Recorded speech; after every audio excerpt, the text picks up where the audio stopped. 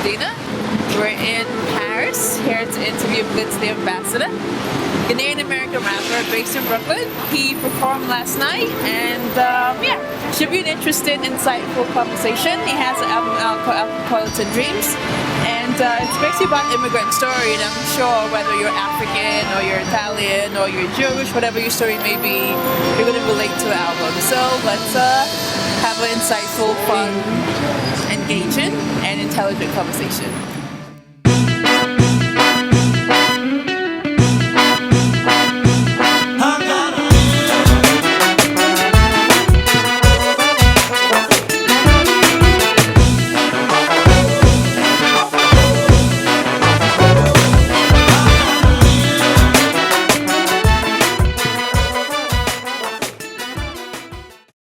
Hello everyone, my name is Aina Fadina. We're at the La Rotonde in Paris, France. So we're here to interview Blitz the Ambassador, Sam Bazaoule. So Sam, Darling a Dream, we took it back to 1995. Yes. And we're here almost 20 years later. And then you mentioned 2005 in that record. Yes. So sort of like, how was that, obviously at 95, you're a teenager, and then 2005, out of college, fresh, New York City, A-Train, Brooklyn. Red Star. And then, a few years later, we're in Paris. How's that transition as an artist for you, from a creative and business angle? I didn't really care too much for the business, It was just like I'm lucky to be exposed to so much great music, and I was just really passionate about it. And then as time went on, it became less of a hobby and more of a, hey, this is interesting, and it's beginning to affect people. You know what I mean? What I'm saying is beginning to affect people, so I have a shot. And then going to college and then, majoring in marketing, I would say it was probably the point at which business and art really started coming together, because then I started to understand the ideas of why products sell, the ideas of branding, the ideas of researching the market, researching what I would like to do. While all of my other peers were like stressing about internships, and stuff. I never did one internship. But there was also a real difficult period which happened after 2005, and that's kind of what I alluded to in that record, is the graduation from college, the pressures from the family, because, and I'll never forget, my parents came from my graduation, and my brother-in-law and my sister had come as well. And when they've talked about you, this is a very African thing, when they've talked about you without you being there, right? And they've set a plan in motion. Yeah. And I was just about who will, convey that. So my brother-in-law said, I'm going to the grocery store. And I was like, yeah, I'll come with you. Oh gosh. And I'm like, that's weird, I mean, what are you coming with me for? So while we're at the grocery store, it's like, grad school, right? I'm like, huh? What grad school? I'm going to New York. I'm going to be a rapper.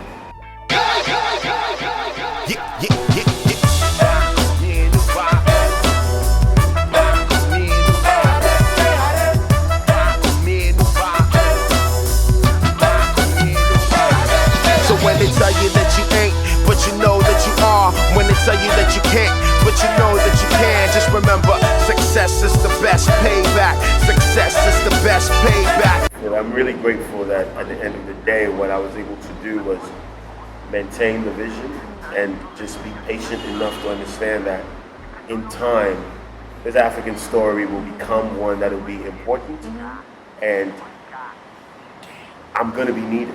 Look at the migrant story in the States versus Europe. I wanted to get a bit of your perspective on that. The difference in this equation is the African American presence. Yes. Yeah. So if you're a person of color in America, whether you're an African immigrant, you are standing on the shoulders of the African American struggle. Definitely. That has opened a million amazing doors. Yeah. And so you're coming in and literally eaten. Yeah. You know, Yeah. not to say it's easy. So let's talk about the state of hip hop. No, hip hop. I like that. What do you want to Next know? question. When we go back from the age of Public Enemy, Yep. we've been greatly influenced by Yep. Chuck D, Yep. Biggie, of course, Nas, Yep. and then we have today's. It's very difficult for me to separate my my nostalgic idea of hip hop from the real state of it. You know what I mean? I still operate like it's '98. Yeah. You know, and so it's in '98. Yes, there was a lot more. There was a lot more. There's a lot better rappers. Yeah, storytelling. Storytelling. It made sense. You know what I mean? There was a lot. Cause some things change and some might not. But when they reminisce over you, my God. I said. I said. A lot of our songs you've shot, they're always in different places. Success was in Japan. Yep. Making a Figure was in Ghana. And you did a short film in Ghana as well a few years back. Yep. Um, We're trying to shot- go to Cuba to shoot Love in Iran. Let me Working know. on it. That would be dope, actually. And then you also did one in Morocco. Morocco, yeah. I got into music because I really wanted to travel. I wanted to see the world, and maybe I could add something to it, and maybe it could add something to me. I think it's important for people to see Africans everywhere in the world, because we are everywhere in the world. In some places, we're less visible. But I also wanted to let Japanese see us, you know, in their space, and recognize that we're here, and same, you know, in Morocco, because even though yes, Morocco is on the African continent, there's still a very wide discrepancy, you know, between how they see sub-Saharan Africans and versus Northern Africans. Northern You know? Africa, yeah. So yes, it's important for me to go there, for me to assert sub-Saharan Africa, for them to see it, and to see that yes, we're here, you know.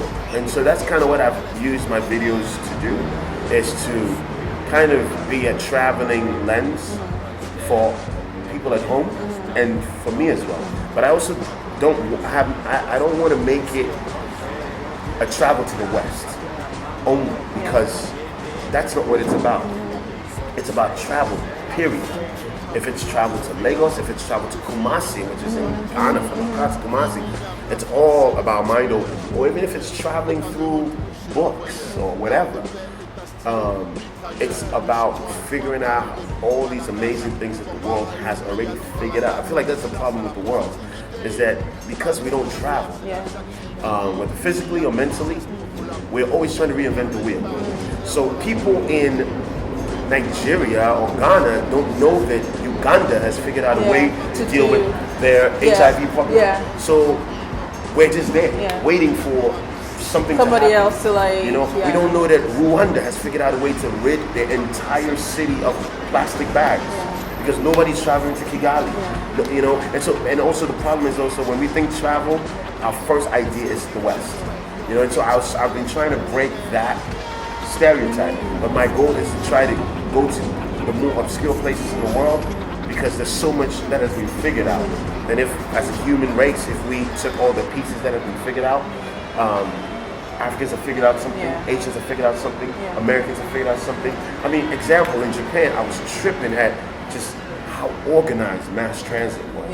You know, and I'm like, yo, dog, like, Brooklyn could use this. Another thing to understand too is that we're living in the time of the internet. So Ghanaian culture is world culture. American culture is world culture. I mean, there was a time where America controlled 90% of what culture was. So if you weren't living American culture, you weren't living world culture. I think that there's a space for the diaspora that's living abroad to really make some strong impact. But we have to be organized and we have to be inclusive. Fast forward to now, Lupita is picking up an Oscar, and Kenya is as important as, you know, America. What we're really saying is that this is our seat. We're bringing this seat. We carved this seat, and we're bringing it to the table. And we're here to stay. Here we are in Paris. Yes. So thank you so much for Pleasure. Thank you giving for having us me. so much wisdom today. Trying my best. And continued success. I think you have all the festivals coming up in the summer. It's Hard gonna be, work. yeah, but it's good. It's good. It's good. It's Good good work. to see. It's Good good work. to see. Thank you. Congrats. Thank you. Thank you. Africa, it's the future. 1, 2, y'all. Africa, it's the future. 1, 2. Africa, it's the future. There ain't no future unless we build it now.